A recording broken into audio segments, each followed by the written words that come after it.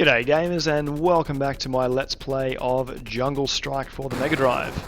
You'll notice I put the cutscene at the start of this mission rather than the end, and that's because I'm playing this back to back. I literally just played mission 5. Now mission 6, Snow Fortress, is a mission I know well because I've already played it about 6 times this morning. And I got my ass kicked on each one of those times. I think I actually got the old return to base for failing the mission the last time I did this, and you're going to see why that happens fairly soon. Now there's an M1 Abrams tank down here in this danger zone that's attacking me. I'm going to unload on... Okay, I missed him slightly, but I managed to survive. The reason we do that is because we kill this igloo and it takes out the danger zone. We can now kill everything with impunity. Like this tank, who doesn't have a chance against the might of my Hellfires, except for this guy who nearly killed me. Okay, that was really embarrassing. However, I think, methinks there is an armor repair just here somewhere. Oh, there could be, but there's a quick winch. We definitely need that one. There's some fuel. That's going to come in handy because there is not a lot of fuel in this mission. I'm going to be running through it quite quickly. Now, the problem I was having with this mission was, as you saw, there was a danger zone here, and there was also a danger zone down in the south, which I was just unable to deactivate. And I finally found sort of a hidden radar, which isn't even mentioned on the map.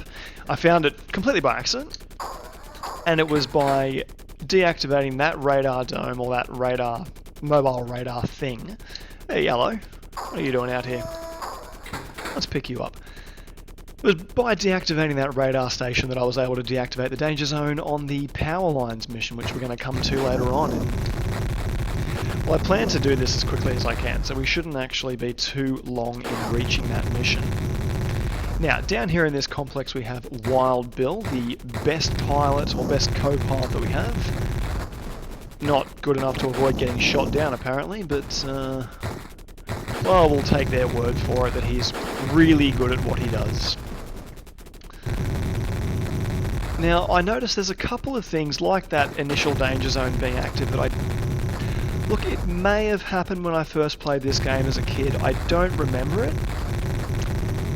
Maybe my memory is just really bad. I definitely had an interesting number of teenage years where I, let's say, experimented in ways that caused my memory of that time and times before that to be affected. I am of course talking about hitting myself in the head with a hammer, because that's what young kids do these days. Oh, no more room, we're already full. Let's destroy the rest of these buildings, except for that one. We'll leave that one completely intact, and I'll explain why soon. Where are we here? Already? Pretty sure we don't burn fuel while we're on the ground. Let's find out if we get the warnings. Doesn't look like it. Nope, we're going to fit all these people back into the igloo, grab some fuel, and then head off and rescue Wild Bill. Now, I don't think Wild Bill actually shoots any faster than us. Maybe he does. I personally haven't noticed any speed difference, but maybe you folks at home will. I don't know. I'm not going to put it past you to have a keen enough eye to tell bullet trajectory timings, and you can let me know in the comments whether it's definitely faster or not. I mean, I'll try and shoot as I pick him up, so that we can see and we can compare. So, here's Roz. That's her shooting and missing. So let's see. I didn't see a difference there. Hey, Wild Bill, we've got him. Do you guys see a difference there? I didn't see any difference. Let's grab some ammo and we'll head down to our second mission, which is these radar sites. We already know what they are, we just need to kill them. I'm going to fly through the center of the map, which isn't wise because there's lots of helicopters, as we can see there. I'm going to leave those helicopters because we actually need them later on in the game to find something. I'm not going to tell you what that is yet. But of course we've seen a few new enemies in this mission. Well, not a few actually, just one. We saw those choppers before in Night Strike. Although they're meant to... Well, no, the Night Strike ones are meant to be Apaches, and if these are the same, these guys have a Fenstrin tail rotor just like the Comanche does, and the Apache doesn't have one of them, so... I call bullshit. Maybe they're a variant that the drug lord has developed on his own? I don't know. We need to avoid the south there because these radar sites are protecting the extra ammunition for the gainful missile launchers. That's not saying that they're gainful as in we can gain them. The brand is actually, or the type is gainful. Oops. Was not meant to destroy that armor repair. Doesn't really matter because there's a lot of armor repair in this mission, and most times when you die, you sort of drop from about 1,000 to 0 health in about 2 seconds, if that. So, and that's caused to happen by these Abrams tanks. So that's completed the mission. We can now go in here without having to worry about detection. It was very close. I didn't really have a look at what was going on when I went in there. I think we're going to run into some more Abrams tanks as well. Maybe there's another one in here. Now the Abrams tank, it's a US invention once again. This confirms my suspicions that the drug lord is in league with the US government. It's all a conspiracy. They've been selling him Abrams tanks, Apache helicopters and F-22 Raptors, or at least the parts and the design schematics and the knowledge on how to make them, as we saw in his weapons manufacturing plant. Something that looked very similar to the F-22 stealth attack fighter. But yeah, the A1 Abrams tank is it's a pretty impressive bit of kit. It's got something called explosive reactive armor that I'm a big fan of. I'm not sure, I think the Americans invented it. I know the Russians are definitely using it on their latest tanks as well, but cool thing about explosive reactive armor, not going to fuck around with fuel. If I need fuel, I'm just going to go get it because we've seen, maybe you didn't, no, I'm pretty sure I've died from lack of fuel once in this playthrough so far, and I definitely died from lack of fuel on the San Peluso run through that I didn't record. So I'm going to be careful with it. And quick, because we don't have a lot of fuel to complete this mission. I'm out of everything except guns, so I'm going to pick that ammo crate up once I finish killing all this stuff. Cool. There's all his reserve supplies of missiles gone. Now we need to pick up the Russian commander. So yeah, explosive reactive armor. I don't know if you know much about the way explosives work, but if you just, drop a bit of C4 on the ground, it's going to blow up, it's going to create a mushroom cloud, and it's going to send the explosion in all directions. But you can actually change the shape of the explosion. You can, by changing the packaging, essentially, the structure of the explosive itself. This is the secret radar dome I was telling you about. It's located way over here, and it deactivates the danger zone on the power grid, which is going to become very important soon. So yeah, the way this explosive reactive armor works is it changes the shape of the explosion. It has explosive material on the outside of the actual tank. The armor itself is an explosive. And this shape causes the explosion to blast outwards, away from the tank. Now this is important because it's not going to damage the tank, or at least the armor on the tank. Ooh, intelligence. He requests political asylum, take him back to the US, and he will give us the location of the shipments of the gainful missile. Oh, that's very nice of you. And it's also a legitimate reason to give someone intelligence info rather than just rolling over on not Saddam and not Castro like all his other generals seem to be. The old political asylum in exchange for secrets deal. Quite popular during the Cold War, I understand, or during any war really. So, okay, let's go attack these missile launchers. What do they look like? No info. Okay, cool. Well, we can see where they are. So let's we'll start at the north and we'll work our way south. So yeah, the explosive reactive armor. Basically, if you shoot a missile at the tank, the armor explodes reactively and blows in the direction of the missile and causes the actual missile you've launched at the tank to explode away from the tank, thus keeping the damn thing safe. Wow, I need armor. Speaking of, I don't have explosive reactive armor at all. I'm going to go back and pick this up because I don't trust myself to do this and stay alive. So yeah, explosive reactive armor. You can shape explosions for all sorts of things. They do it with demolitions, things like cutting charges where it actually causes the thing to explode in a cutting motion. They use that to shear bridge pylons and stuff. Wait, hello.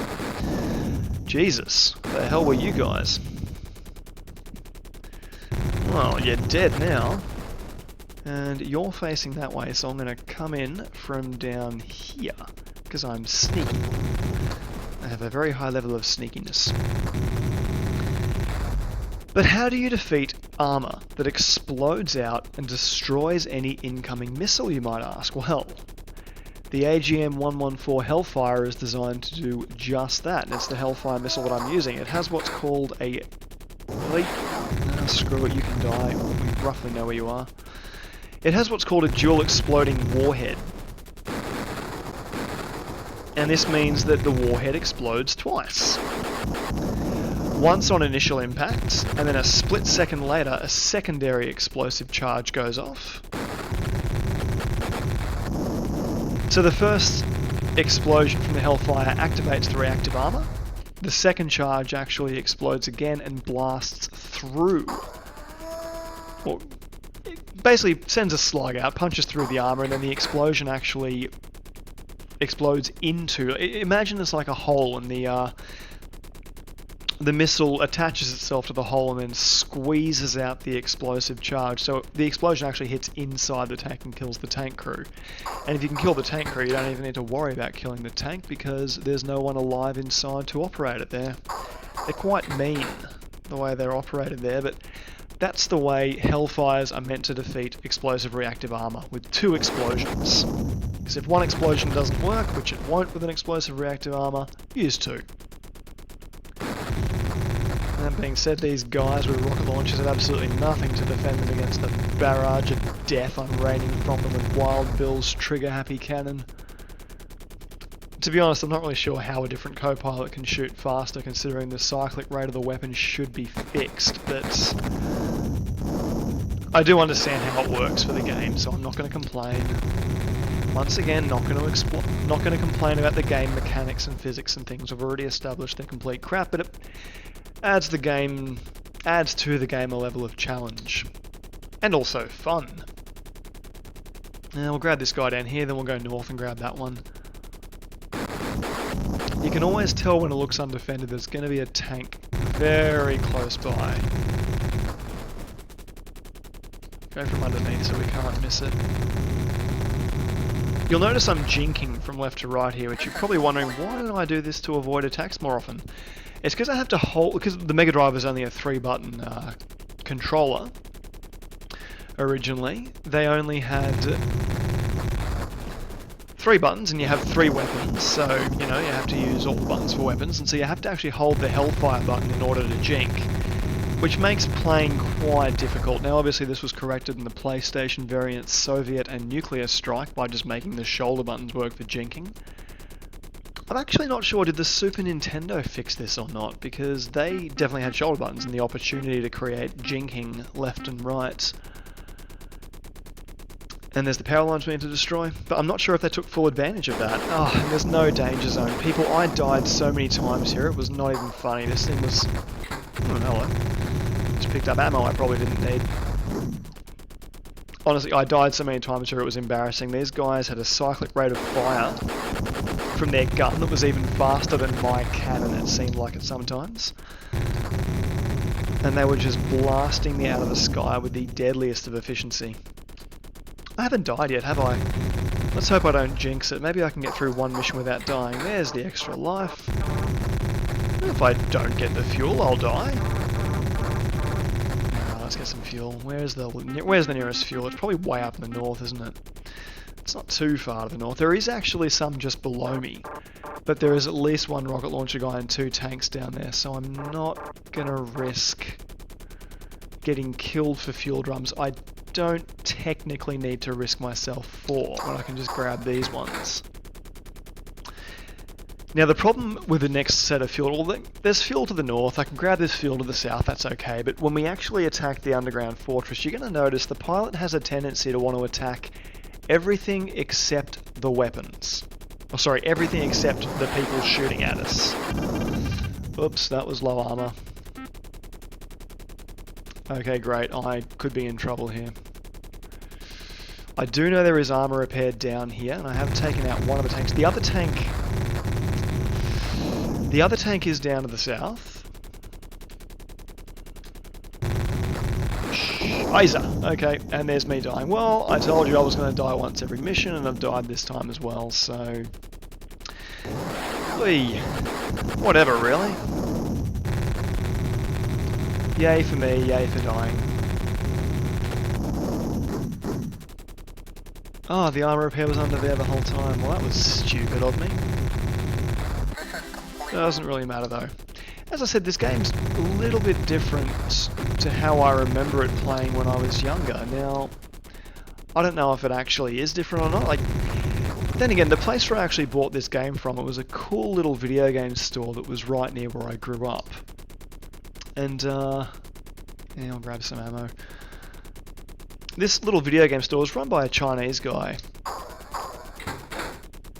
He didn't speak English too well, but he, you know, he had a couple of arcade machines. It's the first place I ever saw Super Street Fighter.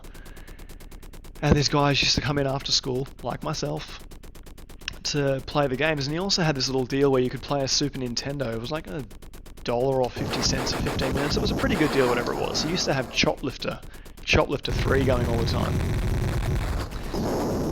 Okay, here's the jungle fortress. I'll just the underground fortress.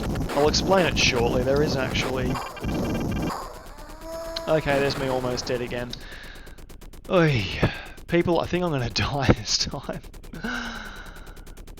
So as I was saying, he used to let you play the video games, but he also sold games there, and I think some of them were maybe dodgy rips, beta copies. There were definitely some carts, like the dual carts. I bought a Fatal Fury and Mystical Fighters cart off him that was dodgy as all hell. For quite cheap. It was after he closed the store down, I stayed in contact with him, and he gave me his phone number, and I used to call him, and he'd meet up outside where the shop used to be, and he'd sell me games. Kind of sounds a little sinister now that I talk about it like that, but no, he was old. I was about 11, but no, there was nothing sinister about it. He didn't invite me into his apartment or anything. He certainly didn't touch my leg. He just sold me video games, and he was a pretty cool guy for doing it.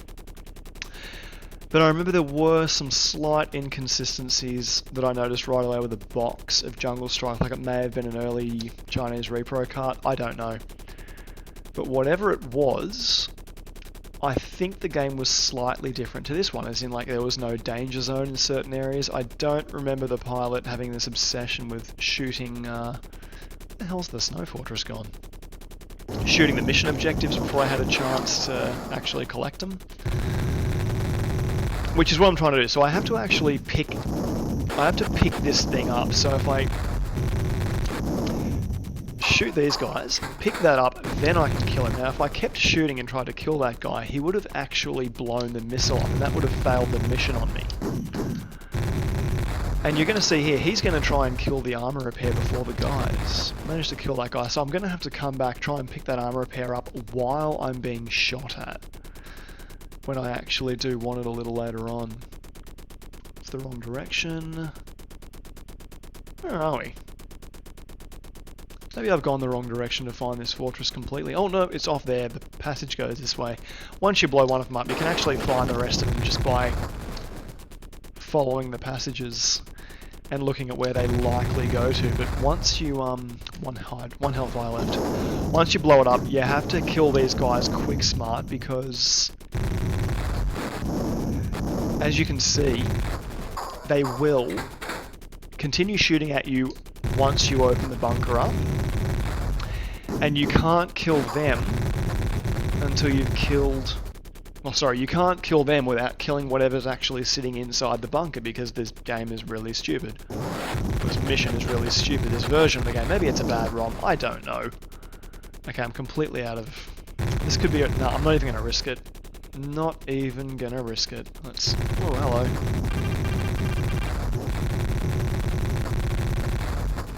Okay, I may have backed myself into a stupid corner here. I think I can drop these guys off without having to worry about that armor repair that was over there. Okay, I need ammo. I can't allow myself to do that again. Oh my god! Oy. Tone of my voice changed because I was incredibly nervous. Where the hell did that tank come from? Well, let's drop these guys off. That'll at least get us a couple of points of armor. We can then maybe kill the tank, maybe kill the chopper, pick up the armor repair that was sitting in the bunker.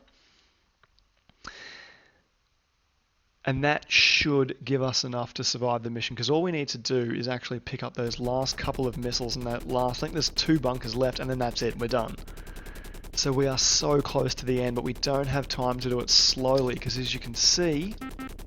I'm going to kill that tank because last thing I want is to run into him again when I'm trying to head home, because he's right in the way of me getting back to base.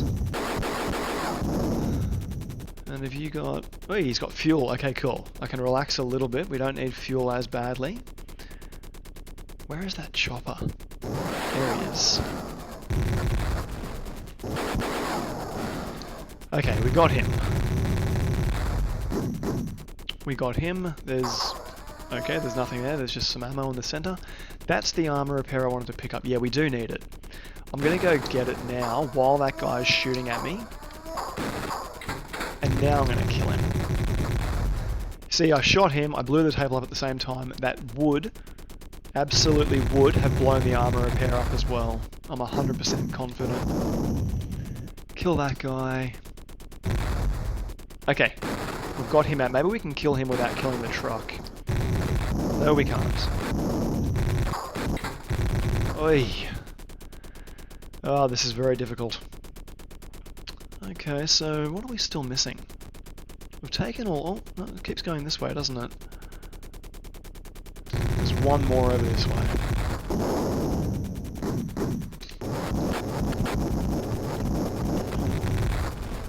Oi, so close.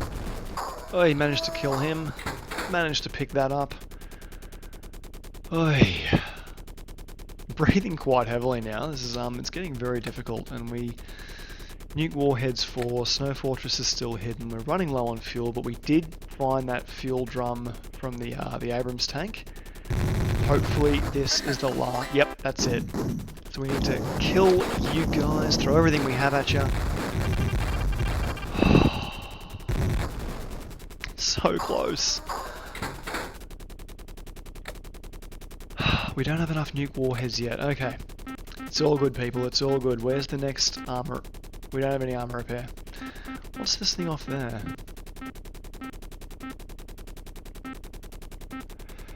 I'm actually not entirely sure what we're supposed to be doing now. I thought there was one that I missed before. There was one section of the chain that I didn't actually open up. And I destroyed an armor repair before, didn't I? Well, that's embarrassing, saying I wouldn't need it later on. Look, there is something that's a red dot over here, and oh, maybe it's a chopper. It is two. There's a chopper over here, which means there's one more bunker. What have we got here? There's ammo, which I don't need. There it is. There was one. I knew there was one.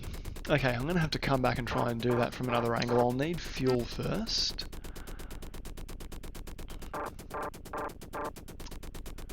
Do I need ammo? Nah, I got enough ammo to kill a chopper. Oh, there is that other guy as well, so... Okay. Okay, people, this is going to be hard. It's going to be very, very, very, very hard. He was just down here, wasn't he? Yep. Ugh. 1 for 1. That's 2 deaths. 2 deaths in the snow. It's unfortunate, but and there we go, we completed the mission. Let's kill that last chopper because now I'm just upset. Die. Yeah, you can reveal an armor repair if you like, I'm sure you have one.